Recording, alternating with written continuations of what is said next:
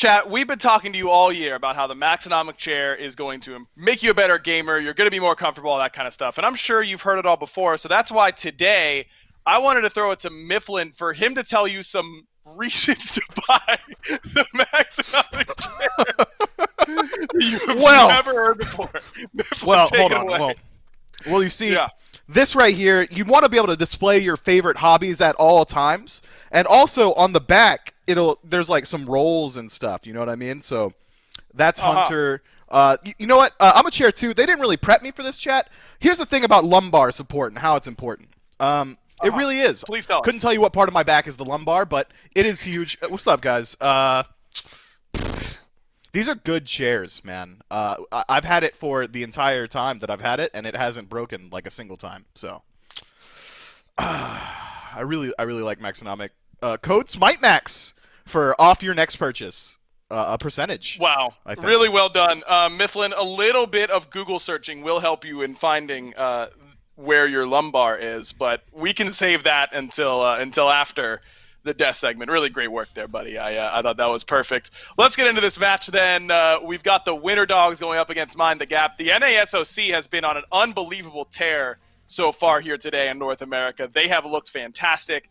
Mind the Gap, obviously a part of that. Spreed, if you missed it, just knocked down Get a Grip, the #1 seed, into the losers bracket. Winter Dogs are the #2 seed. We'll see if Mind the Gap can do the same. And this Winter Dogs team is a pretty unique one here, Miff, because they put the pedal to the metal, unlike almost any team we've ever seen at a competitive level. This squad is going to gun it down almost no matter what. Yeah, I think it's kind of indicative of their playstyle, just the individual players on this team. Winter Dogs has Aqua, the Deanster, Panda Turtle, Yuji, Gamma. And if anyone in chat has had the pleasure of being in a mid-diamond, a high masters rank game, you know that these guys are running it down even when they don't have their 4-man squad behind them. These guys are always holding their W key, and I think it's awesome that they've translated that to a competitive space.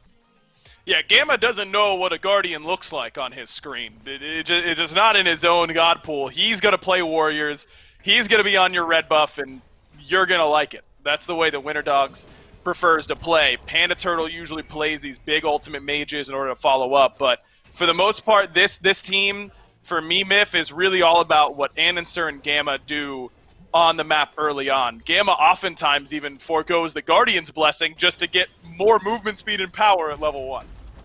Yeah, these guys are the proprietors of the cringe gank as well. They love looking for that pre-2 minutes rotation into the duo lane. Sometimes Gamma likes to group up around that purple buff, try and make sure that the enemy team can't clear it out to set up for that gank as well. So early aggression, quick games. Win or lose, I think we're looking at 25 minutes tops. Could be a fast one here, even if it's going to be a competitive set, because this Mind the Gap team has the potential to flip the script pretty well. This is a team that looked fantastic earlier on today, and a team that has a lot of veterans on it, even though they aren't necessarily PC veterans. I think that this is a team that you cannot overlook if you're Winter Dogs.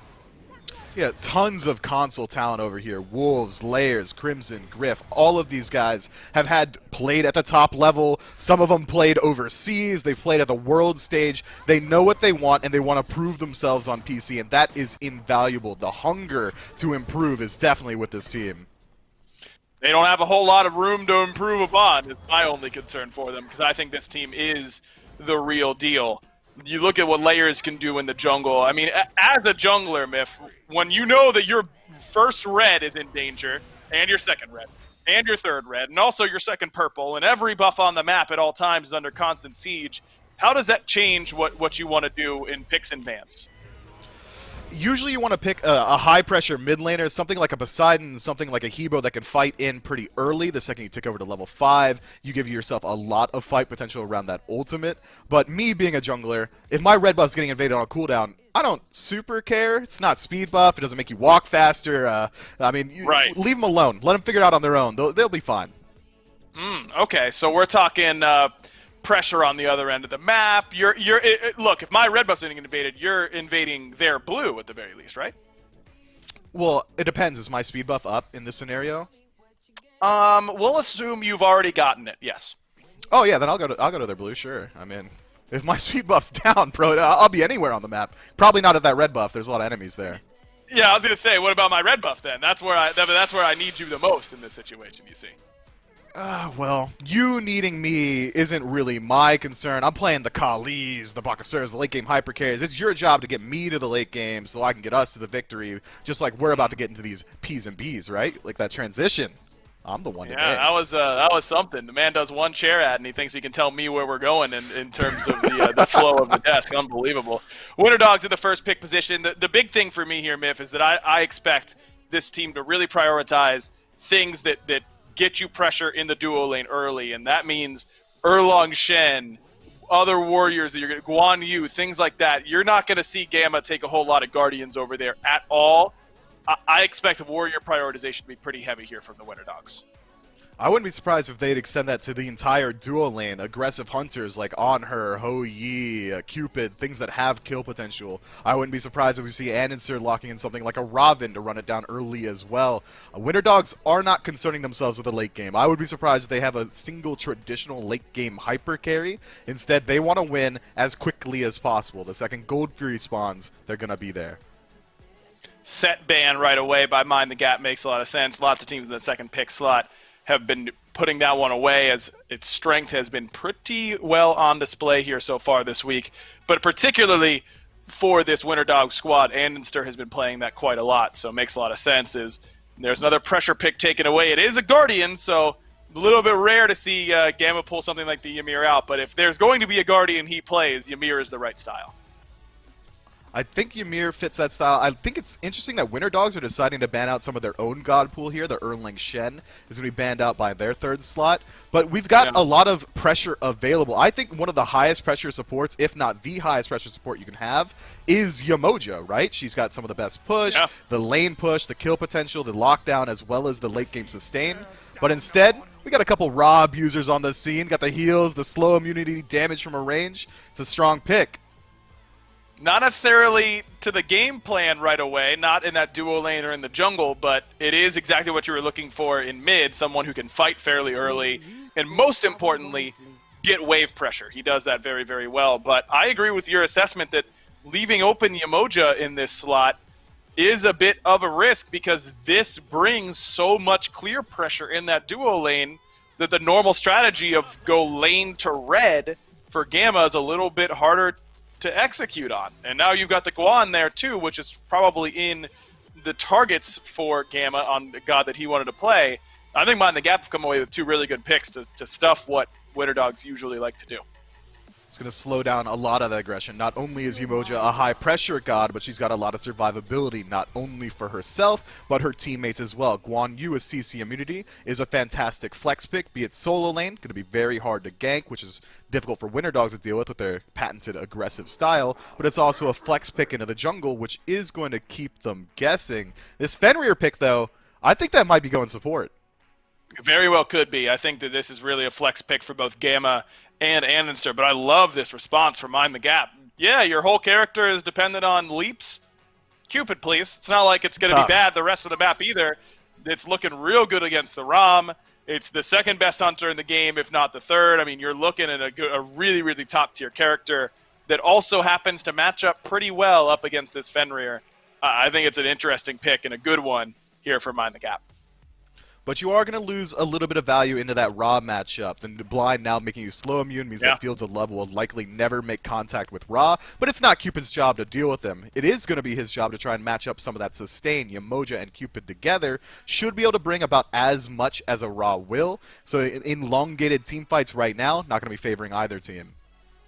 Guan Yu certainly doesn't hurt you in that department either. He's been pretty potent in those heals so far. As Odin ban comes through, when you got three characters that are all about healing and none can get out of the Odin cage, I think the Odin makes quite a bit of sense. And then the Pele ban tells me that Mind the Gap expects this Fenrir to go to Gamma in support.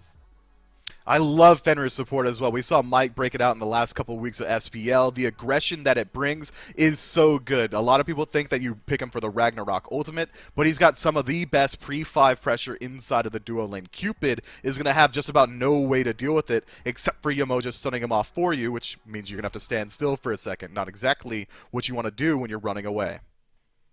Willix being hovered, I mean, clearly giving this Fenrir a lot of respect, and I think it makes a ton of sense. This is also a signature god for SOT, who's been playing so much jungle recently and ranked. The Awilix is a fearsome pick for him whenever he goes to it. You don't have any knockups yet besides the Yemoja Riptide, but that seems reliable enough to me to lock this Awilix in. This seems like a good enough game for her in my mind. I don't want to be Gamma. I do not envy him into this matchup. Now you got to deal with the Fields of Love cripple, the Willish Gravity Surge. Even Guan Yu's going to have the chase down potential if he does decide he needs to get out of these situations. But building your team comp to counter out a support this much to this extent might be a bit of a double-edged sword. At the end of the day, Gamma is just that. He's the support. You still have to contend with a late-game Rom or a lane bully like King Arthur. Ra is going to have a very easy time escaping out of the majority of these situations, barring Cavalry Charge. Do you think that Mind the Gap has done enough to deal with Winter Dog's draft? Yeah, I mean, I love the Awilix pick for them for sure, and you force this Fenrir to go support almost by making sure that the Awilix is going to chase him around otherwise. Don't love this, I can tell you that much. I mean, I love the character, don't get me wrong, but if you're trying to win in a competitive setting, Zeus is really not where you want to be going the vast majority of the time. This is much better. Merlin is so much safer, gives you better lane priority, gives you better rotation power, and Zeus is just legitimate food for Fenrir. Now, at the very least, Flicker gets you out of that Brutalize. Winter Dog's compositions, I think, are kind of hard to predict, though, Mifflin, because you could have the worst draft, and then if you get the first 3 red buffs and double kill their duo lane, you oftentimes win anyways. So I don't know. I think that Mind the Gap probably has a better draft here, but you never know with the Winter Dogs. You just got to survive that early game. That's got to be Mind the Gap's entire strategy. Because Winter Dogs, it took them a roundabout path, but they did finally get to that pure aggression playstyle. Fenrir, King Arthur, Robin, all going to be running it down. Ra, even in the early game, is going to find pressure as well. If Mind the Gap make it to 25, 30-ish minutes, I think the odds are going to slip maybe 7-3 in their favor. It's going to be a fun one to watch. The Winter Dogs up against Mind the Gap. Let's see if the SCC can defend one of their top seeds here today. Well, we've already seen one team fall. Could another fall here? Well, Winter Dogs prove the top seeds will out. It is Finch and Gormizer here. Obviously, Doug providing the views as we do indeed move into our final set of the day. And this time, Gore, some interesting drafts, right? I mean, Gamma with this Fenrir support, we don't see a whole lot of that anymore. Meanwhile, on the other side, it is just sustain heavy with Yemoja and Guan. I mean, you got an idea on which one of those is going to win out? I mean, look, I'm looking at Mind the Gap. Guan Yu has been absolutely running these last 2 days. He's been a very big impact player. Merlin, Yemoja, Cupid, in pretty much any given time during the SBL, maybe second half of the year there for the Cupid, those are some of your top picks that we have seen in the league. I mean, Merlin kind of fell off after Phase 1, but, I mean, he's still been a very prominent mid laner. I just think they get so much that at least running the tier list-wise is going to be in their favor. We've seen what junglers like Samford Soccer can do with this Awilish, so if they can line things up, Mind the Gap, definitely have a draft in my mind that is very difficult to lose on. But Winter Dogs, like you said, we've seen PBM running this Fenrir support a little bit more recently. Andy is, responsible for like 40% or something like that of his team's kills, of which they've got a couple hundred throughout the last phase. So, like, this is a team that likes to fight, that likes to be aggressive, and I think this draft facilitates that. Ra being able to go into something like a Lotus Crown later will ease the pressure. Wow, Gore, I think that we already have our first blood here. Wolves striking first as Aqua falls in the solo lane, and I thought Winter Dogs would be the one to insist on a faster pace first, but Mind the Gap catch them in solo, and they're even holding their own here in duo up against this very pressure-filled duo lane. I mean, yeah, normally once you get... I guess Rom is the balancing point. Yemoja is going to give maybe a little more pressure than the Cupid early on. That Rom is going to help clear him off. And as long as you have a Fenrir with you, I mean, Assassin should have a lot of damage and should be able to get aggressive. But much like you, I'm kind of surprised. Again, Winter Dogs is the team that wants to get aggressive. And again, this Fenrir shifting over to support, being over in this long lane, makes it a little easier because you're not too worried, at least at this point in the game, about that Awilish. You know, unless a cringe gank is coming through, that you don't have anything to really worry about. And so you can get aggressive, try to go in, till you have your ult. You maybe don't have the best setup. You have to get those runes to get that stun online. But even still, it's a lot of damage onto someone like a Cupid, especially at level 3. We'll see if they look for pressure over there in that long lane. Winter Dogs certainly skewed early. The Baneware, the Robin getting involved. But look at this. Anditzer looking for a little bit of revenge in the solo lane. And I don't think Wolves is wiser to it. He's just getting slowly whittled down, and Anditzer is biding his time. But Wolves starting to back up here a little bit. If he comes any further forward, he'll get the information, and Anditzer ends up losing that gank. Gore, could he have forced that, or was he right to wait? I mean, I think he could have forced it. There was a lot of times, it was the minions that were really driving him wild there. If you go in and get aggressive too soon there were 5-6 minions at the beginning when he started standing there when we switched over there. And that's a lot of damage that you could take if King Arthur's not feeling fully committed to the fight just yet. But you also have to think of all the experience he loses not going in there. I mean, you just stand there for a little while to look at the lane, think it looks cool, and then you don't get anything outside of your own speed buff, now your own blue buff. You didn't get a lot of farm in that moment. So I almost would have preferred him to at least go in the lane to help clear the minions, if anything. Not bad. That means now Layer's a little bit ahead of him in the XP per minute chart. It's about 30 per minute or so, separating them here at this point. So that's a very slight advantage to Layers. Probably not hurting that he got that assist on First Blood as well, with the actual bounty going over to Wolves. And we've seen a lot more of this Guan Yu in the solo lane lately, Gore. He has become a really popular pick. He's so safe, has the sustain, and he's going to use the ultimate to get aggressive right away, right before Aqua has his ult. It's a ton of damage onto him, but the kill potential's low. He just uses the ultimate to force him out, and is going to back up for now. That's how you want to do it, though. You get your ult first, and you think you have the pressure to at least force them into an awkward position. Get aggressive for it. And I think Wolves, I mean, aggression is typically the way we've gotten used to seeing Wolves play, so it's not too surprising to see him go in. Not a lot of kill potential, though. I mean, you're up against King Arthur. Worst case scenario, King Arthur's just going to hold his own. Best case scenario, then maybe you find that kill. But even still, I think we'll need to see Layers over there a little more often. Now that the ults are starting to come online for the junglers, though, I think Layers is the one that's going to make the big difference. I think it might have been, but Anti just kind of walks in there, and Griff, seeing it, backs right on up. So Anti doesn't find much, and he's got to back up. There's not even any farm for him to take on this side of the map. So that is twice now that Anti has kind of sat in the wings looking for a gank, and it hasn't materialized.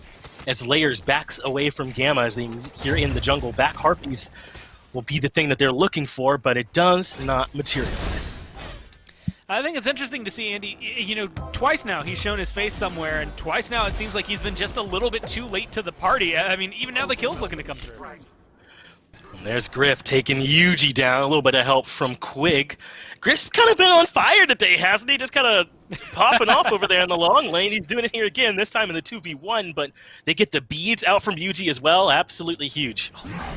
And it's a 2-level lead now. I mean, it's 6-4, right? You don't even have Yuji's ult available just yet. That's a big safety factor. And as much as I like seeing that purple buff go down, especially getting the experience between the jungle and the support here, the fact that Fenrir Gamma right now is a level up on Yuji, I want to see him maybe start sharing some of that. Share the love with your ROM, because otherwise, I mean, we saw what Griff was doing earlier. Right? You just sat back. If you ganked that lane, you died. It was not something that you could walk into. I'm worried that if Winter Dogs keep letting him, you know, off the chain like this, he's going to find himself in a similar position.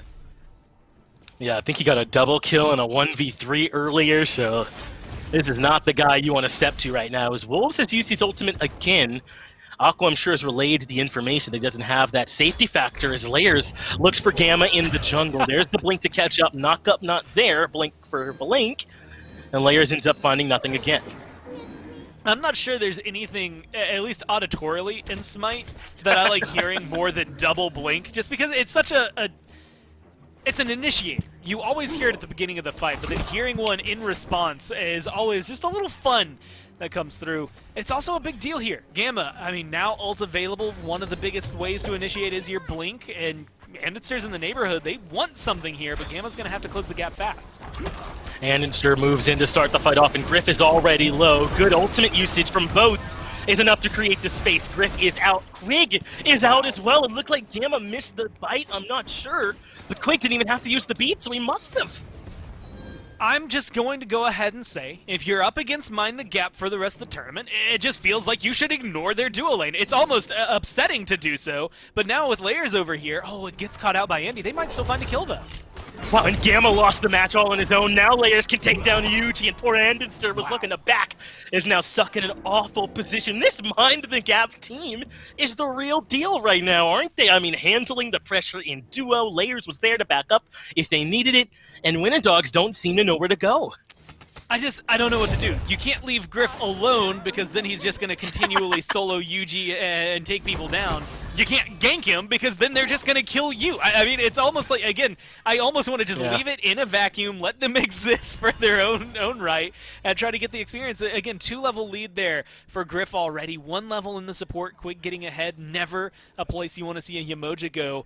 And that's not where that stops. I mean, Crimson, even though he's not necessarily on someone that's going to be a very big burst mage, not something that we expect a lot out of, he's got that 1-level lead over Ra. He enables a lot of the Gold Furies, your Pyromancers, your Fire Giants because of the Merlin burn that we're used to seeing. And admittedly, even though he's going for the Doom Orb start, once he gets Divine Ruin, he's going to be Panda Turtle's worst nightmare. It's just so easy to apply when you're playing Merlin, and it is, I would argue, essential for Panda Turtle, especially with 2 assassins, as tanky as they can build, to have something like a Lotus Crown later, give some of those protections to the teams that get in the heal. If you can shut down the healing, then those procs aren't going to be able to do as much. They're not getting the health back, and so ideally, you could nullify a little bit from Panda Turtle there if Crimson continues on this trajectory. Should be an opportunity for them with this mid lane. I mean, you've pretty well covered the value of Merlin. Now let's see if Anderson can finally pull the trigger on a solo lane gank, and this is what he's waiting for. Wolves has used the ultimate, so now he's a bit of a sitting duck, but Anderson still hasn't pulled the trigger. Layers is somehow gonna get into the fight first. I just don't understand, Andy. You gotta get in there, man.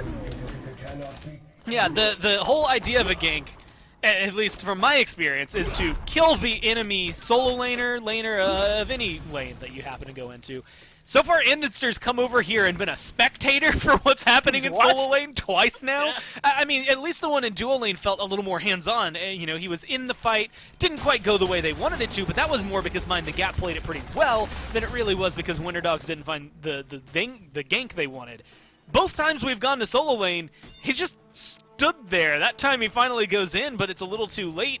Doesn't use his ult, doesn't use his blink, so he still has some initiation, but Mind the Gap are running together. Yeah, poor Gamma. No way you're leaping away against an Awilish, my friend. And Gamma, it's absolutely decimated. There's the snipe to try and confirm the purple buff. That doesn't work. And right now, Gore, I would say nothing is working for Winter Dogs. I mean, listen, your mid laner's 0-0, that's okay, but your jungler, 10 minutes into the game, I don't think so, man. Yeah, this is not exactly where you would want to be. I like the speed buff steal. That's good experience that you need if you're Andy. Also, it's going to light the fire under Layers, which might come back to bite you. An angry jungler because their speed buff stolen is either going to tilt them off the face of the planet, or all of a sudden they're going to get 4 more kills. There's never really an in-between. It's not a position I think you want to be in. If you're Winter Dogs, it's 3,000 gold, 6 kills to nothing. And the fact that, yeah, Andy's still, you know, not dying, Panda Turtle's not dying, that's fine. But your dual lane is definitely not finding anything that they need to. This Fenrir, you want it to be aggressive. You want him to be hands-on early on, and because he's fallen so far behind, there's not really anywhere we've seen Gamma be a big impact player. Griff hasn't even had to use those beads this game. Yeah, neither has Quig. I mean, Yamoja picks those up, right? Because the support is supposed to be free in the early game for Fenrir. If nothing else, he should be able to pull the support in with no safety relics and punish them. And that just has not been the case here so far. Nothing that Winter Dogs planned about this early game with the Raven or the Fenrir has really panned out at all.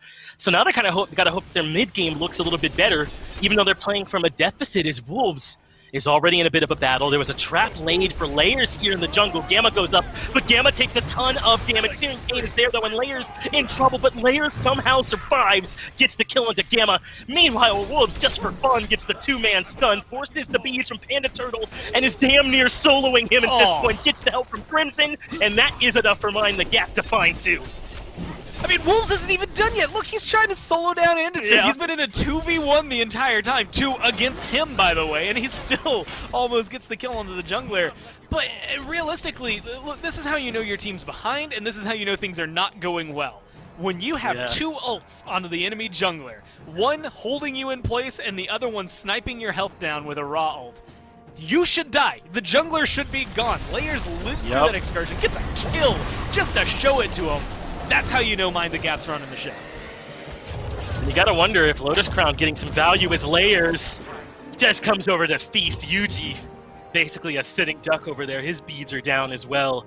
And Yuji grabs one more kill, but you know, kind of what I was saying, you gotta wonder if Lotus Crown factors in there a little bit. Quig gets involved, drops some healing, and Layers gets a little bit of extra prots, and he's able to narrowly survive. Plus, as you covered, he's got the lead, right? And just a little bit of extra there from Normal enough, and that puts Mind the Gap in a great position. 9-0 up. 6,000 gold, 12 minutes in. It's an absurd lead, really. Now, when we've been preparing for this set, you know, looking at it like, okay, what do we expect to see out of Winter Dogs? Who are they playing? Okay, it's going to be Mind the Gap, not Spreed. That's going to be an important detail. Keeping all these factors in, everyone was saying this was going to be a bloodbath, that it was going to be a lot of kills happening all the time, and that's kind of been true. But I think the way everyone visualized it, you close your eyes, you're watching the game in your head, it's like 4-5, right? Winter Dogs maybe have 5, Mind the Gap have 4. It's even. Maybe it's, you know, 6-4, and somebody's been able to pull up. Like, someone's ahead. There's a lot of kills, but it's not 9-0 in favor of Mind the Gap. The fact that you have Layers right now at 4-0-2, you've definitely gotten Wolves into a position where even getting King Arthur ulted, he doesn't care what Aquarius is doing, which is not something a lot of solo laners have gotten to say in their career. This is something that I think just showcases right now that this lead, like you said, it's ridiculous at this point. The fact that you've got 7,000 in your favor and you're about to find another kill is great. And Inster narrowly avoids trouble, has to use the ultimate to escape. Layers' ultimate is better though, pulls in Gamma, who responds with Ragnarok, but that does nothing. Layers gets his 5th kill of the game, good for a rampage, and now Aqua has to run, and meanwhile, Yuji in trouble in duo, as Griff does a good job forcing his ultimate out in exchange for the Fields of Love. It looks like Aqua managed to avoid his danger, Yuji being hunted, but underneath the Tier 1 tower, he should be safe, but Mind the Gap are deciding where the fights happen, they're deciding how they go, the pace of the game, and Winter Dogs just hoping something falls their way. I mean, at this point, you can't defend your blue buff. You can't defend your tower. If you're over here on solo lane, you just give it up. The Pyromancer's already gone. I don't want to call for a Fire Giant because it's so risky, but honestly, if you were going to see an early Fire Giant where you just could not do anything on the other side, this is the time to do it. I mean, you've got such a massive lead over Winter Dogs. The worst case scenario for you, I guess the worst case scenario is a Fire Giant steal, but realistically, you drop it at half, you go into a fight, you wipe Winter Dogs, then you get the Fire Giant. Even though it's 14 minutes in, it feels like we're talking about Mind the Gap in a position where they should be, you know, 18, 20, 22 minutes into this game so far with the way that things have been going. Maybe even find a bait over there on the right side of the map, right? Something. Yeah. To kind of pull Winter Dogs in a little bit. Right, see if we can find some picks maybe and punish them a little bit.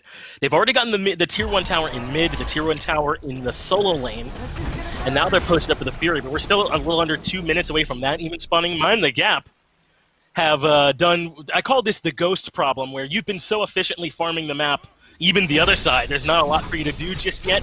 So they're kind of farming up for now, probably looking to go for this Fury, but yeah. So I see Ghost have this same problem in quotes a lot.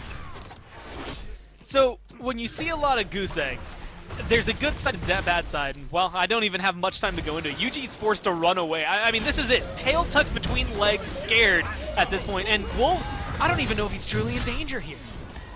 He actually drops off the horse to stun. I can't imagine that that's the play there. Mystic Rush is the answer. So Wolves is almost certainly dead here, but his team is getting a Tier 2 tower in response. The first kill of the game comes in trade for both of the structures on the left side of the map. Only a Phoenix remains, though Gamma getting the mid-Tier 1 makes it a slightly better trade for them.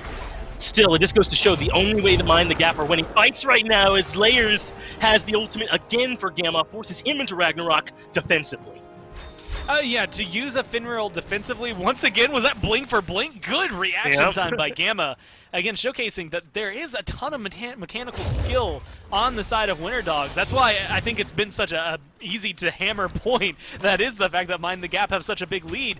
It's surprising. They're not supposed to be doing this. I mean, Winter Dogs are just barely, just slightly, I think by one more loss, the second seed coming out of the SCC here. And the fact that Mind the Gap, also a second seed, is giving them this much trouble is just surprising. And I think it does come down to the fact that we haven't gotten to see a lot from hands-on out of the jungle. Andenster, we were looking at him a lot in the beginning, but he hasn't really done anything with it. Gets that first kill, so there's something for him. But at this point, you're 2 levels down, and you still aren't really impacting the game, and Oni Fury is about to disappear. That's where I think the turnaround needs to be. Yeah, and there just really is nothing they can do to defend this. I mean, yes, Andy gets his first kill, but that's on a 4-man gank to solo 16 minutes in. It's been tough for him this time.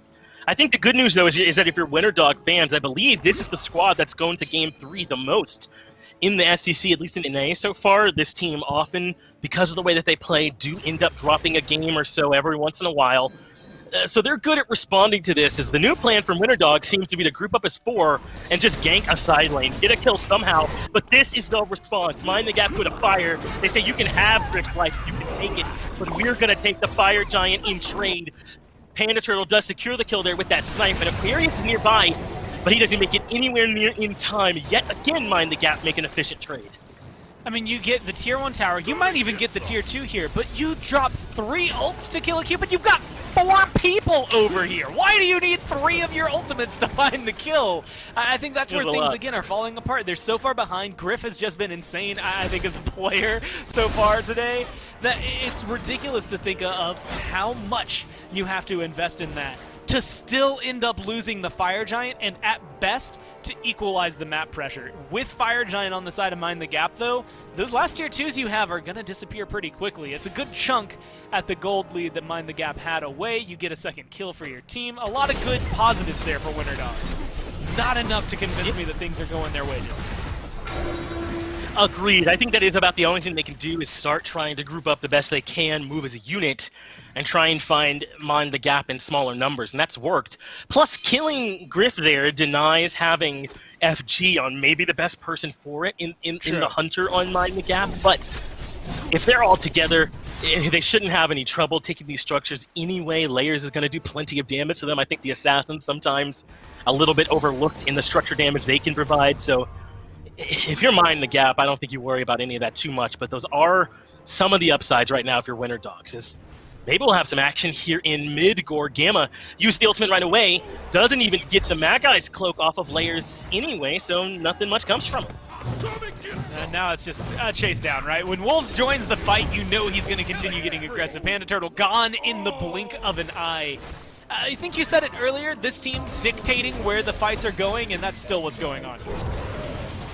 Aqua does manage to grab Griff with the ultimate, but that will be the last thing he gets to do as he's placed in the ground right afterwards. Now Mind the Gap can group up and push down mid. The tier 2 tower will be their first job. Take a look at where UG and Gamma are right now. They're just farming up the side lanes the best that they can. They know they can't really contest, especially with there only being 3 of them. So Mind the Gap will just take the middle Phoenix, but if someone doesn't come back, I mean, they could just end this, right? I mean, why would they slow down? Someone's got to turn around. Yeah, finally, we see Gamma and Yuji trying to get back there, but it feels like a little bit too late. They have been able to do quite a bit to the Titan, but it's too low here at this point. Gamma gets Griff, but Mind the Gap win this one in 20 minutes, 9 seconds, and Core, I can't pretend it was never much in any doubt. Yeah, I think Winter Dogs have to go back completely. Whatever whiteboard, whatever notes you had, erase them and go just straight back to the top, right? Reconstruct from the bottom up and try to figure out what it was. The draft didn't seem to click. The playstyle didn't seem to click. I think we saw Gamma use his ult defensively more than we got to see it offensively. And a lot of the things that you locked in, you know, the Fenrir for, the things you locked in the Raven for, never happened. The Raw got to, you know, see some good plays, but realistically everything just felt like, you know, from the beginning, it was a letdown on the side of Winter Dogs. So they just have to go back, again, I think in draft, and start anew. Yeah, I don't know how you give Andy a more early game guard than Robin, right? But whatever you got to do to get Andy feeling comfortable actually committing to those ganks, that's what they need to do, because he was hesitant in a lot of them. And you definitely covered another big point, which is that Gamma struggled on this Fenrir. So those are 2 early game picks. That's not the issue. The issue is that they didn't feel like they had good opportunities to go for it, I suppose.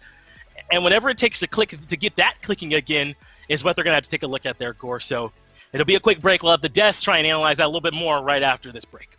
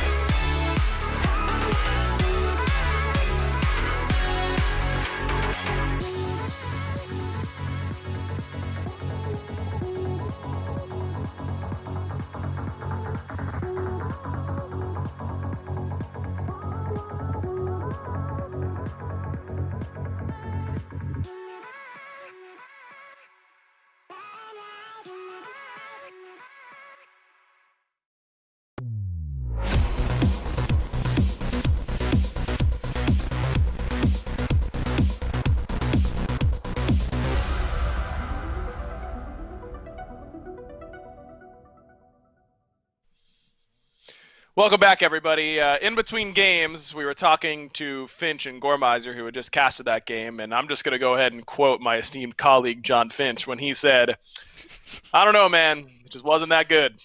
Sure wasn't there, Miff. That game was a rough one for the Winter Dogs. Well, like we said on the desk, I mean, they win fast or lose fast. There is no in-between, and you are not going to see a faster game this weekend than 20 minutes and 9 seconds, and that's how long it took Mind the Gap to win Game 1. Look, I'm gonna try my best to justify some of the actions that we saw. Right, Annister Sure. has a little bit of a slower game there. He starts off a little bit rough, kind of stands around in the solo lane, gets outpaced. But at a certain point, I think about 7 minutes in, once it was pretty clear that Mind the Gap had a pretty commanding lead, at that point, Annister really didn't have anywhere to go. His Ra had 54 damage 11 minutes into the game. Aquarius was getting outpaced by Wolves. I mean, Griff literally diffed Big Yuji so hard, like 7 league divisions separating these two players in that particular game. It felt like Annister, sure, he missed his chance to play the game, but he didn't really have a very large window. No, I agree with you. When every single side lane is having that happen, it's not going to be good, and this has got to be just demoralizing. You get your Fenrir Ra ultimate combos, no chance Layer survives this one, and then he gets Yamoja healed all the way up. Tough. And then ends up living, you end up dying.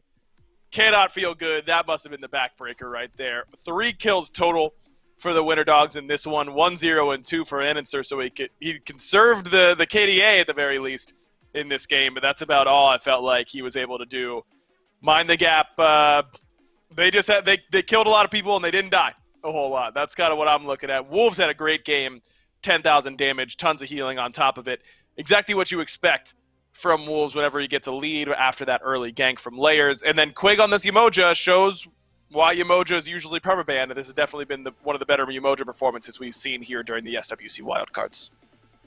But this is not outside of the realm of prediction that we had. We knew that they were going to be a team that either wins quickly or loses quickly. Winter Dogs, I didn't expect it to be that much of a rollover once they got beaten out in the early game. But that's the strategy. That's the double-edged sword. When you're running 4 early game characters and you don't win it there, it's pretty clear that you're probably not going to be able to win the game. I wouldn't be surprised if we see a complete reversal of this exact situation in Game 2.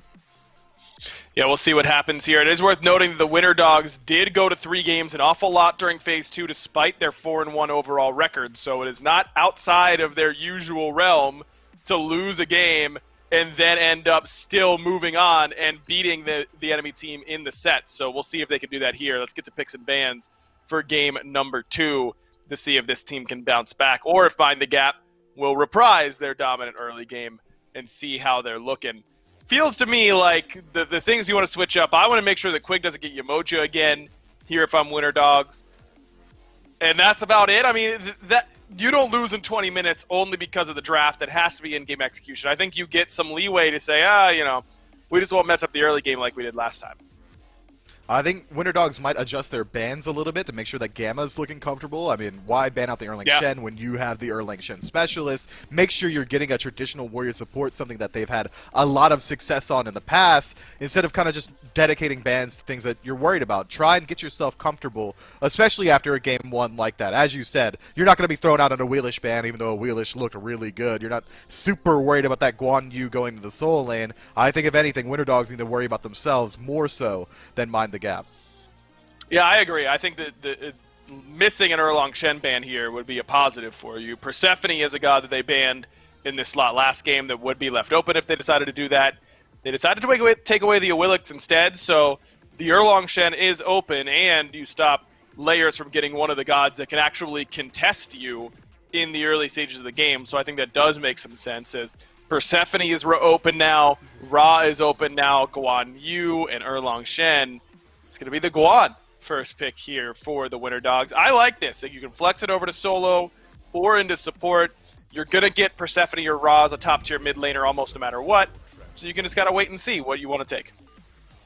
It seems like Mind the Gap have made a swift adjustment here. Khepri is not a god we consider when we talk about early game aggression. Sure, you can control the lane, Abduct has a lot of kill potential at level 2, but outside of that, he's not going to match the same pressure a Guan Yu could, or if they flex an Erlang Shen pick in this next slot. It seems like Mind the Gap are trying to show that they can play at multiple levels of the game. We can beat you in the early, we can beat you in the mid, we can beat you in the late, and that seems to be the sentiment they're trying to get across.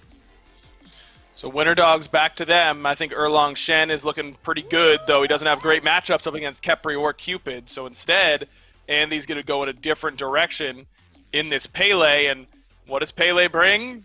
Quick rotations around the map and good clear speed. It's kind of the ideal situation if you're Winter Dogs in the game style you like to play.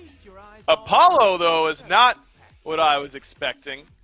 When we've seen Apollo so far here this week, it's been in the jungle over in Europe. It will not be there with this Pele pickup, but it could go mid. If they wanted to give that to Panda Turtle, let him rotate some of these fights. I don't know. I mean, Rom's open. Obviously, that didn't go well for Yuji in the last game, but maybe you could attribute some of that to the early gank. I just don't really understand the Apollo pick here, Miff. It really is strange, right? It's not that early aggression playstyle that you're used to, unless you consider the fact that it could flex into the jungle, leaving Pele up into that hunter role. I'm just covering my bases here. I really don't think that's going to be the case, but it is a potential outcome. I like the draft so far, but I don't understand this early prioritization of the Pele or even the Apollo. Are these picks that you're worried about getting banned out in this second phase? Are you worried that they're going to strip them away? I don't think that NA really has been prioritizing these picks in general. You could have picked something up like the Odin for yourself or look towards the Erlang Shen, something along those lines. But instead, this is what we line up with. And without the periphery picks, I'm not really sure what we're going to have this team identity be for Winter Dogs. Well, we did see Mind the Gap ban Pele in the second phase away from Andenster in game number 1, so they have shown some propensity to do that when given the opportunity, but I think your point still stands. It's not necessarily the top 2 picks that you need in that spot, as the Winter Dogs ban away the 2 mid-gods that everyone's talking about right now in Persephone and Ra, a couple warrior bans that are likely Gamma bans in Fenrir and Wukong, no Fenrir, of course, and Assassin. Gotta assume, though, that this Odin is going to go to Wolves, though with this pick, I guess it doesn't anymore. I guess it's going to be layers on Odin jungle. How does he match up in some of these early skirmishes? The damage output is similar, levels 1 through 3. It's just how consistently are you able to deal that damage. You need to set up that channeled stun. You need to find your jump. Use that to get in there. I think that this Odin should be able to match pressure. But if anything, I think Layers is going to be waiting till around level 5 unless we see him go for another early gank inside the soul lane before he really starts to get involved. But this Odin pick, man, take a peek at the draft of Winter Dogs. Guan Yu, Pele, Apollo, Vulcan, all going to be stuck in there. Toss King Arthur on that list as well. No one's going to be able to deal with this cage. I think Phantom's going to be on the menu here. I'm just surprised. The Vulcan pick in particular, I mean, not only is it not great against the Odin, but it's bad against the Cupid as well. I don't like it against Khepri, where I have no form of CC immunity. And how does Vulcan ever in a million years run away from Cthulhu? It just doesn't happen. I'm surprised to see this pick for Panda Turtle there in the mid lane. And now a hell for Krim, as if it wasn't bad enough for the Winter Dogs. Now you've got all this sustain. But I'll say what I said last game. The Winter Dogs drafts are exclusive to them. I think a lot of people would expect them to look bad. How they feel about them is probably pretty different. I still think Mind the Gap got the better draft, but that doesn't mean that they can't get their red buff invaded over and over again and get snowballed on. I just think if Winter Dogs don't snowball, they are in a lot of trouble with this draft.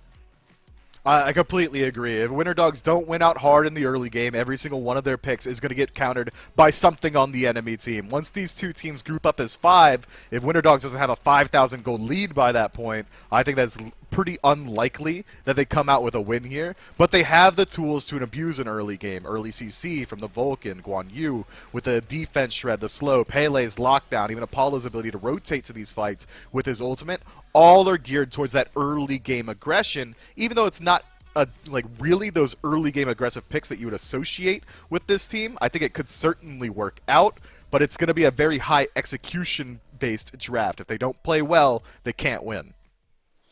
Winter Dogs only has to get to 21 minutes to do better than Game 1. Let's see if they can do it, or if Mind the Gap can keep this dominant streak by the SOC alive.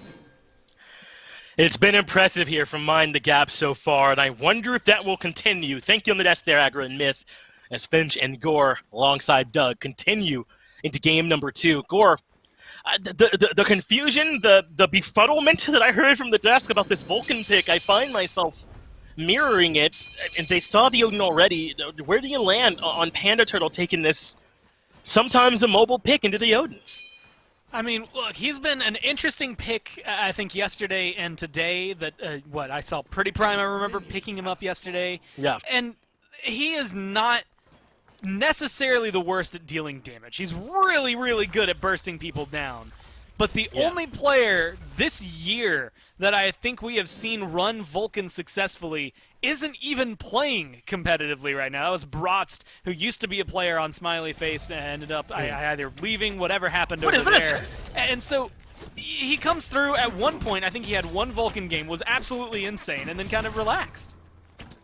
Well, and the Winter Dogs have decided to get their aggression going right from minute 1, unable to strip away the purple buff, but at the very least they tax the health on Quig. Gamma is going to go right to the red buff to invade, and it looks like he'll be getting a little bit of backup soon from Panda Turtle and Andy's way over on the right. Gamma gives up on red and rejoins them in mid. No, he's coming to get Panda. Now he's going back, and only Quig is here to try and defend this. This should be the red buff taken, right? Quig can't defend this on his own, but in come Layers. Layers blinks his way in, and they know that Gamma's still level 1. Not able to find the kill, but they defend the red buff, and Winter Dogs can't invade either, purple or red. It feels like they took last game and are really trying to turn it around by getting aggressive early on. But dare I say almost pointless aggression? I mean, you get really aggressive Gamma beelines for that red buff, and there's no one to help you. So ultimately you just kind of waste a little bit of time. You also waste Quig's time, so it's not the end of the world for you. But you haven't come away with anything out of it just yet. I think this is what we were talking about kind of between the games when we were looking at it. We were, Anster had a lot of opportunities early on for some ganks that never flourished into anything, and that's where things fell apart. If you go that route again, you overcommit to all of this hyper aggression and then still don't get anything, then you just put yourself in a bad position for Mind the Gap to potentially come over and find some kills. I mean, it's still very early. Doesn't mean a lot, but clearly the way the early game went slightly favored Mind the Gap, right? They've already got about a 400 or so gold lead. That could obviously change based on the rest of the farming here, but it does look like Mind the Gap answered it well, and I think that's a really important test for them. It's one thing, Gore, if they're really good when they're the aggressors. It's a little bit easier to be that way when you're the aggressors, but when they aggress on you and maybe you weren't ready for it, you got to react quickly. Mind the Gap showed us that they were able to defend the purple and defend the red. They didn't lose any lives for it either. I mean, yeah, being able to get that aggressive, or I guess defensive in that position, aggressively defensive in that position to fight off the purple buff, fight off the red buff, not get any kills, but turn Winter Dog's strategy on its head. I mean, even now, good luck going for that purple. Griff is in the area, and he's on par with your level. I have very, very high doubts you're going to successfully strip it away, but they're still going for it over here. Yeah, this is not a sneaky invade attempt that they're looking for, but there's got to be backup. Anster is here. Look where Panda Turtle is. 4 of Winter Dogs to the right are on Mind the Gap part of the map, and I like that they kind of switched it up here a little bit towards the end. They faked for purple, all grouped up on red, steal it away. Now, can there be a punish from Mind the Gap becomes the question. No ultimates are available here. They'll be getting this done with the base kits, and they've decided to collapse right on top of the jungler. Anster will fall for first blood. And I'm not so sure the red buff was worth it. They used beads already, and Mind the Gap had the answer. There's going to be a good mez. I don't know. I honestly think, well, Quig's low on mana. If Quig had a smidge more mana, they might be able to continue that sort of aggression. But you get the kill, and like you said, you burn beads from Panda Turtle, and yeah, maybe you lose that red buff. But I'd argue you're in a position to potentially get aggressive onto their red buff we saw just spawned. Maybe they won't do it quite right here. But Finch, I mean, you're losing a fight like that. Quig gets a kill, or Griff, I should say, gets a kill, which is really good for your duo lane, as we've highlighted before. And this comp on Mind the Gap, to me, only gets better with time. I think it's something that you've got to be worried about. Level 5 not even available there. They didn't have the ults when they got into that fight. Imagine if Layers has a cage there. I mean, you're getting 2, 3 people dead. Mind the Gap have to be a little more careful going into the next couple of engagements. Yeah, I mean, if we're just looking at the mid to left side of the map, I don't know if there's a more impactful ultimate that's going to come up than Layers is. Maybe Quakes in an effort to try and deter some of the aggression for Winter Dogs, but Yeah. these are some big ones that are now coming online here for Mind the Gap that'll make life a little bit more difficult for Winter Dogs. As if it isn't difficult already, that gold lead's still there for Mind the Gap, helped along by First Blood and the defense they've been able to put up. They did lose their red. They have to make sure they're there to defend it the next time it's up, but they're still in a great spot, all things considered. I'm interested to watch as well this Apollo pick as it starts to flourish, right? That ult has been very impactful yesterday because we saw him out of the jungle all the time. Having your jungler That's right. literally be able to drop in at any given time is awesome for the middle of a team fight. And it's good for your hunter as well. I mean, I can't count the amount of times we've seen Snoopy go into a Chernobog ult that has won the fight for United. But it's interesting over in the duo lane. Well, that's an interesting test for Winter Dogs, isn't it, Gore? I mean, that's going to be a problem all game. And Gamma, the only one with Phantom, is not going to be there for Panda Turtle all the time. So if Layers finds him just like that, drops the cage, I mean, Panda Turtle's options are next to nothing in order to respond to it. And Layers wants to get aggressive again. Where did all the damage come from? Just now onto Anister, who's forced to retreat. But Mind the Gap just showed their damage potential for sure. I'm starting to wonder if the window of opportunity for Winter Dogs was way shorter than I'd even give them credit for. I mean, Mind the Gap, again, late game, you're going to have Hell. If she decides to, I'm going to assume, jump into the Doom Orb, the mana will all of a sudden be there for her, so Crimson's not going to stress as much as maybe right now trying to get those abilities available. The same thing, Takiness will be online for Quig, the healing will come online, and just more items to get more damage for Layers. And I don't know if they're going to have what it takes to deal with all of that. They have that Phantom now available on Gamma, and like you said, when he's around, that's going to be great, but otherwise, that Odin Cage is going to be real solid.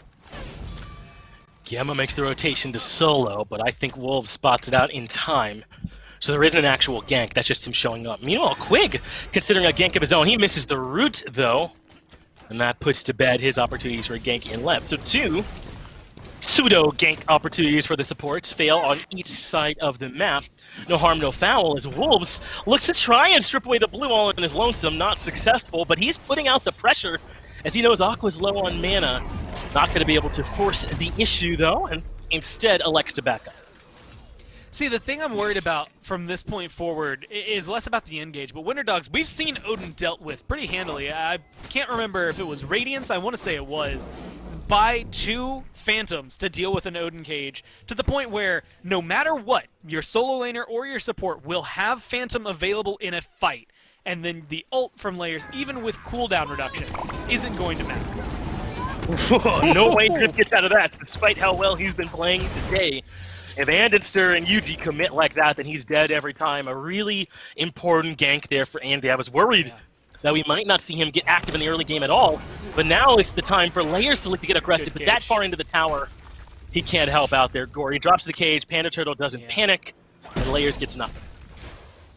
I like the idea, though. Layers just kind of showcasing what he wants to get done. Jotun's Wrath now online as he just purchases it there, so that ult's going to come up a little more often. And like you said, Gamma not being there, if you are able to continue that aggression on Layers, it'll be a good sign. But right now, they want a red buff.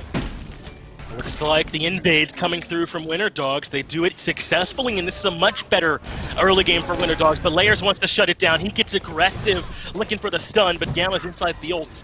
No chance you'll stun him. Some of their abilities were committed as Griff in trouble again. Yuji getting some revenge this time.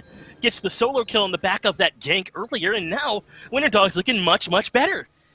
It feels good to know that Griff doesn't just have a passive IRL that makes him immortal. It felt like every time anyone went over there, it was just a danger zone, and that it was not worthwhile for the gank. But look, Andy's going to get caught out over there in the jungle as well. You're exactly right, Gore. He has been caught in the wrong part of town, does have the knock-up, but unless he has the ultimate, I don't know if he can make it out of here. Some backup coming from Yuji. Yuji getting aggressive, and Griff in some trouble. Gets the Kep res, so Griff will survive, but what a turnaround there from Yuji to get up and bail his jungler out.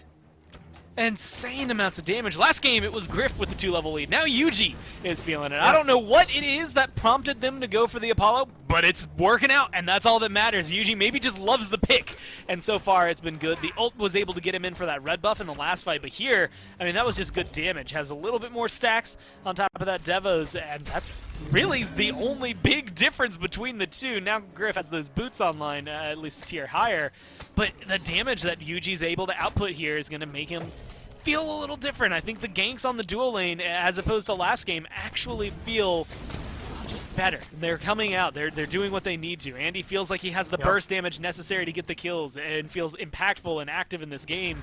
You're starting to see some level discrepancies. Those 2 levels over there for the Hunters, but 2 levels behind right now for Aquarius. Not necessarily doing, well, what you would hope for King Arthur. Ticks over to 10 there, so things aren't dire.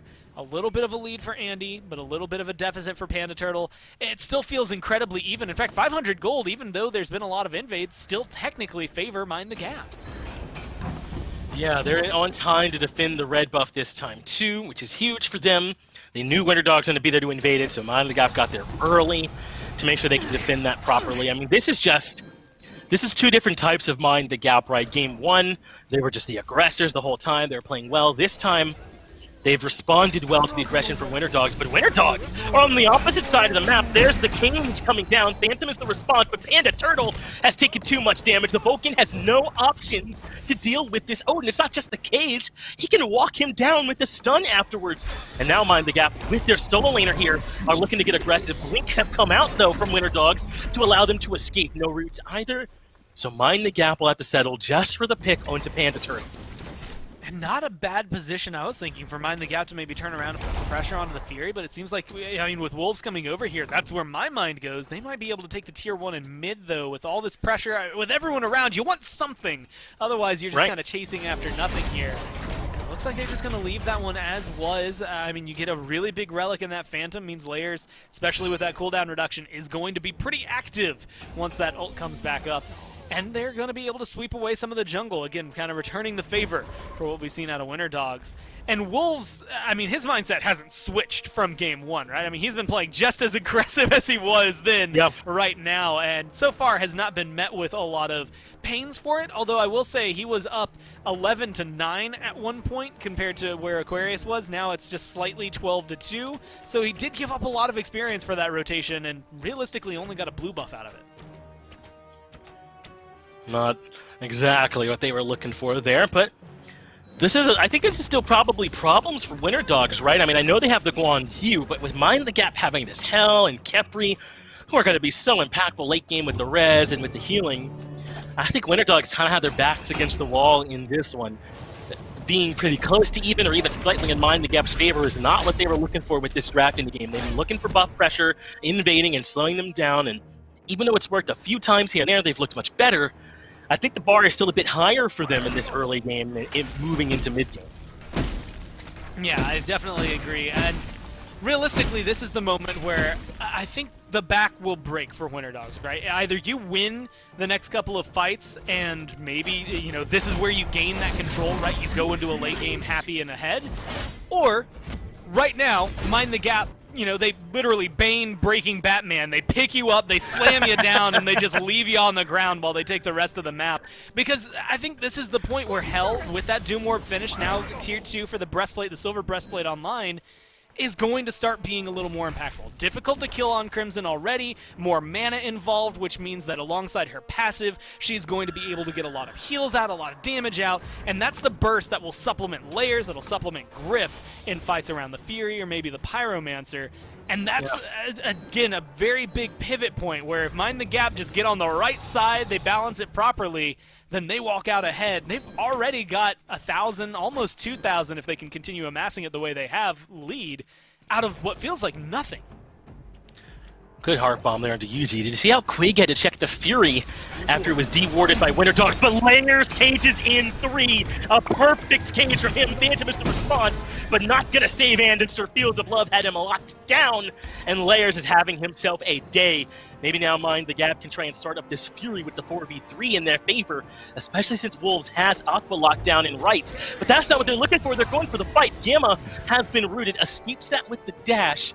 So Mind the Gap can't get any more kills, but looks like they are going to invade the red.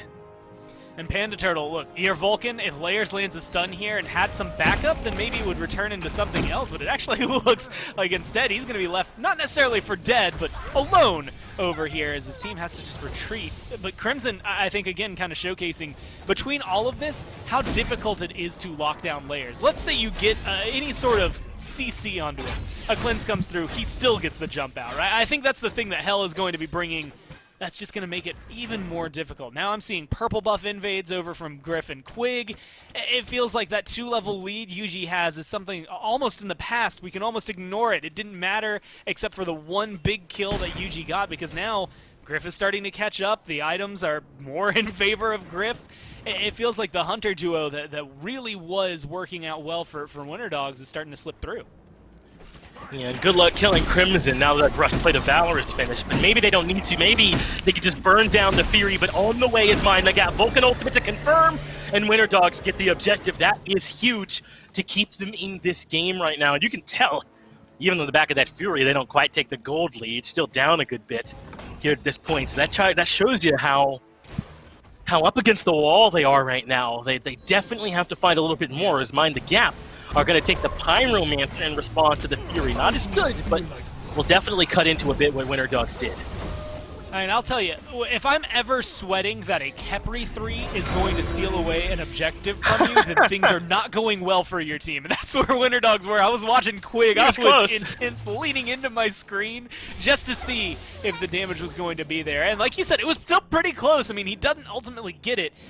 And that could have been, again, maybe a nail in the coffin, that back-breaking moment. If Mind the Gap steal that, then they have a massive lead that isn't necessarily insurmountable, but is just so difficult to get over. Right now, because Winter Dogs get that, and granted, it doesn't give them the lead, it doesn't take back gold control, but it gets them in another position where they can fight again, and I think that's the biggest thing they've been missing.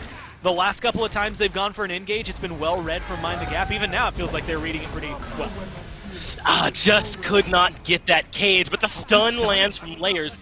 Everyone else is a little too far away to follow up, so Gamma commits his ultimate all over here. to escape the one comes from the other side, but there are a ton of Mind the Gap here, Gore, you're right. And it looks like they're going to brute force down the tier 1 tower here and left, and maybe more. Look where the rest of Winter Dogs is. King Arthur's over in right. Pele is still in mid. They just have more people here, and this tier 2 tower belongs to them.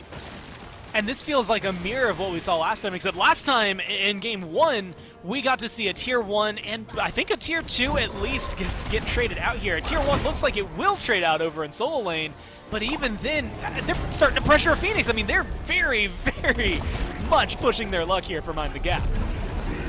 I like this, though. Now they've kind of baited in these other members, and Gamma will pay for it. So well done here from Mind the Gap. They force Winter Dogs to respect the potential Phoenix siege, and when those stragglers show up, they're food here from Mind the Gap. So now they're up 5-2 in kills, about 3,000 in gold. And they've got that left side Phoenix just opened up in and of itself. That's pretty huge for them. I mean, Mind the Gap are a legitimate threat down here in the SCC towards making it to Worlds here in this Wildcards. I mean, you have got to be prepped for them. This is just a matchup that has been so surprisingly in their favor. I think, again, everyone coming into this is looking at Winter Dogs and is talking about how many kills they've got throughout the phase, how well they've performed throughout the phase, how Andy has been the playmaker, found 40% of their kills, like 100 out of 250 that he was able to pick up, and yet don't see him right now. Don't get to talk too much about Andy, right? I mean, he's 1-2-0. Yeah. He was very impactful early on, but it's surprising to see that Winter Dogs is not necessarily controlling the game that we're used to seeing. And it goes back to that draft. You know, the desk was a little iffy about the Vulcan. Panda Turtle feels very susceptible to damage if Gamma isn't nearby.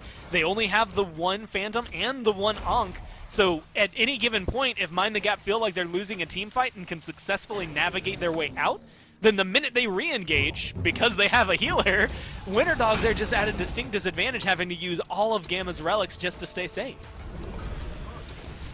Layers has locked down Anminster this time with the cage, but he's alone again. I don't know if I love Layers going off on all these solo adventures. I don't think he just kills a Pele or anything like that.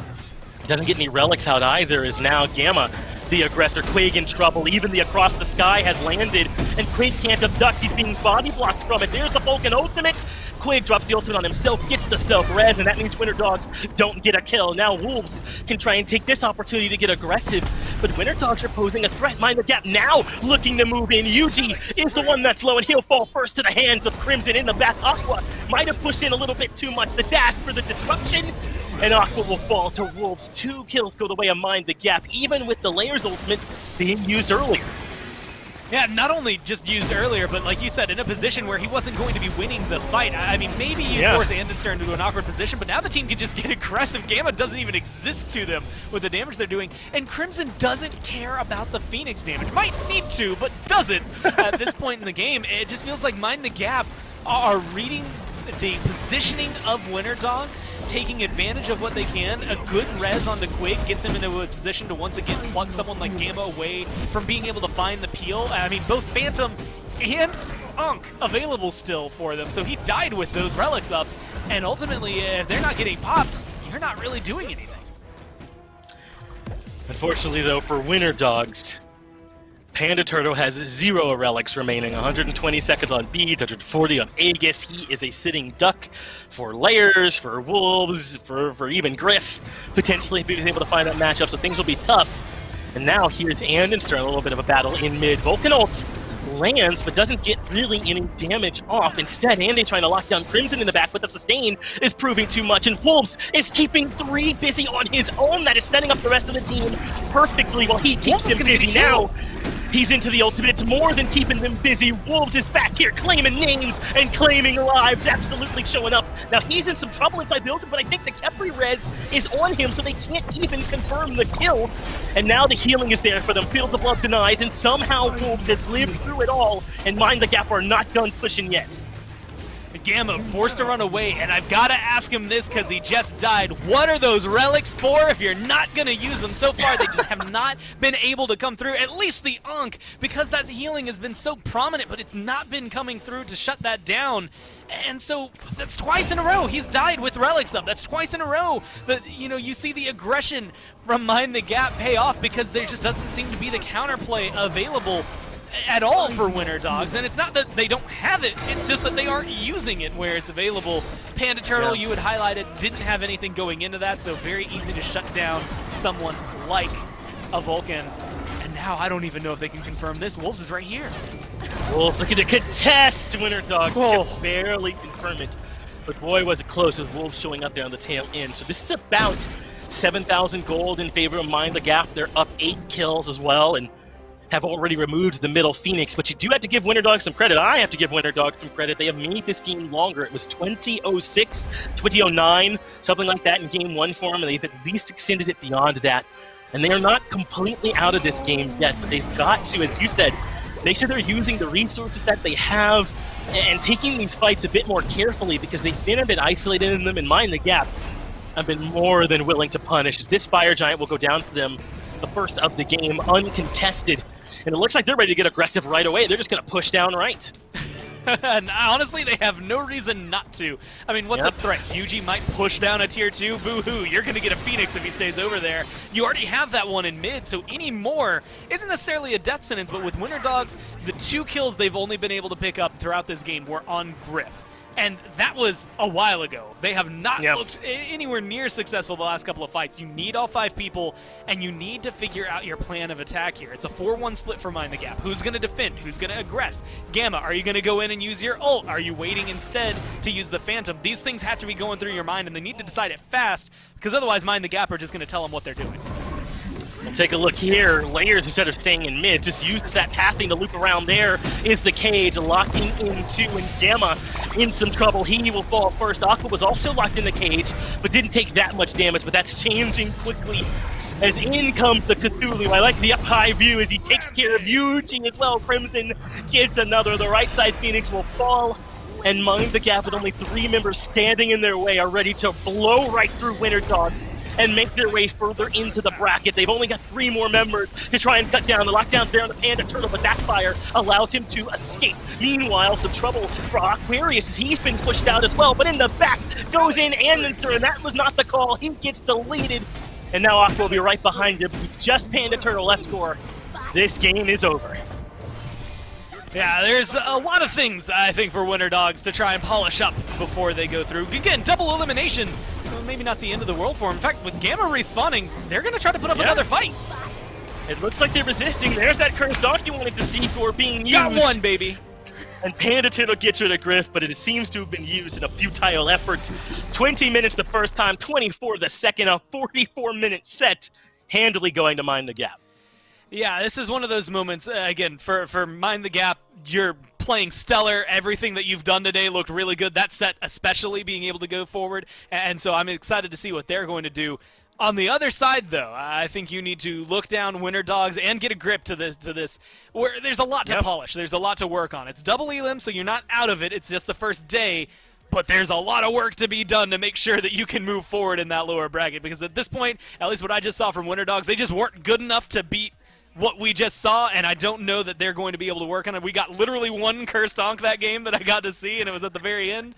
Again, there's a lot to juggle, but I'm sure they'll be able to do it. They just have to take that break and figure it out in the lower bracket. The 1 and 2 seed both removed. It'll be Mind the Gap moving on here instead. That's going to do it here for Gore and I. We will get it back over to the desk and let them break it down.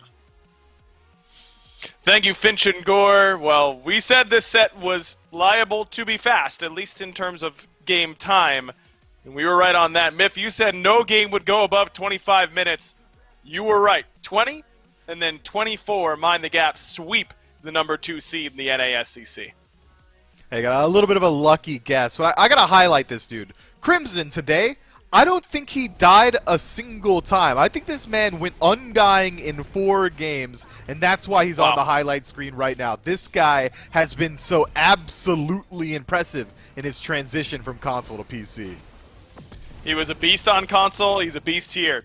Catch me being unsurprised. This guy has what it takes. I don't think there's any doubt about that, and he certainly showed it here today. That is nuts if he really did go undying across 4 games. I mean, look, Mind the Gap looked good in all 4, but that's still an impressive showing from him.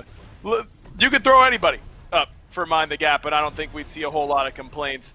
This team just looked good from beginning to end today. The SOC is clearly for real. We came in saying that this region had strong teams in the SCC, but that the SOC was strong as well. Maybe we underestimated the SOC somehow. They are the 2 moving on. They're the only 2 teams without a defeat so far. Look, I'll go out on a limb. I love taking aggressive stances on things. I'll say that I think the SOC is going to be the North American representative. I really do. These guys are hungry. They're playing well. Both teams have been taking it incredibly seriously, and we know now they're here to compete. They made short work of the opposition at every given opportunity. Unfortunately for Griff, maybe Mind the Gap needs to find a new ADC. I mean, the only guy to die on their team in that game. I mean, come on. That is brutal. Yeah, not even just once, but 3 times. Poor guy was getting camped from beginning to end. It's like, boy, what do we do in a situation like that? Well, hopefully Mind the Gap can find a way to forgive Griff and let him continue to play. I mean, the early game went much better this time for Winter Dogs. They got UG ahead. Andy got off to a better start in this game, but when you draft 5 characters that can't get out of Odin Cage and then Layers plays as well as he does on the Odin, you're going to have a tough time. And it just felt like they didn't give that Odin pick quite enough respect. Yeah, they picked up the Phantom, but even when I saw the Phantom get used, it was pretty often too late. Someone's already dead by the time Phantoms get popped. It seemed like they weren't really respecting the Odin on rotation pass. The man with Phantom is essentially a 1-to-1 guard in basketball terms, a one-on-one. You got to be walking wherever that Odin is if you're the sole Phantom on your team, and I just didn't see that respect come through. And as you said, they looked better in the early game, but for how long? Maybe the first 4 minutes before Mind the Gap really took control again? That was a huge disparity between these 2 teams.